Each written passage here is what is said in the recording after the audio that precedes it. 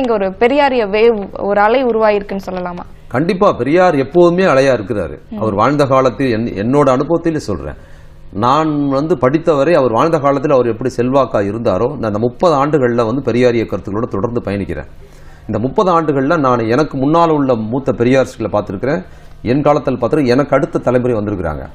எனக்கு முன்னால் இருந்த பெரியாரிஸ்டுகளை விடவும் என் காலத்தில் இருந்த பெரியாரிஸ்டுகளை விடவும் எனக்கு அப்புறம் வந்திருக்கிற இளைஞர்கள் மிக தீவிரமான ஒரு பெரியார் கண்ணோட்டம் வளர்ந்துருக்கிறதா இப்போ கருதுறேன். மிக நான் பார்த்த அனுபவத்திலே சொல்றேன். உங்களுக்கு உதாரணமா சொல்லணும்னா, இப்போ இளைஞர்கள் மத்தியில் பெரியார் எப்படி செல்வாக்கு பெற்றிருக்கிறார்னா, ஃபேஸ்புக் அல்லது வாட்ஸ்அப் ட்விட்டர்ல பல தலைவர்களுக்கு பிறந்தநாள் வாழ்த்துக்கள் சொல்லிக்கிட்டே இருக்கிறாங்க. ஆனா தமிழ்நாட்டில் எவ்வளவு பெரிய சூப்பர் ஸ்டார் நடிகர்கள் சொல்ற பிறந்தநாள் வாழ்த்து, இன்னும் பல தலைவர்கள் சொல்ற பிறந்தநாள் வாழ்த்தை விடவும் பெரியாருக்கு சொல்லப்படுற பிறந்தநாள் வாழ்த்தின் எண்ணிக்கை பல லட்சங்கள் இருக்குது. மிக அதிக அளவில் பெரியார் பிறந்த நாளை ஒரு பெரிய விழாவா கொண்டாடுற மனோபாவம் இளைஞர்கள் மத்தியில் இருக்கு.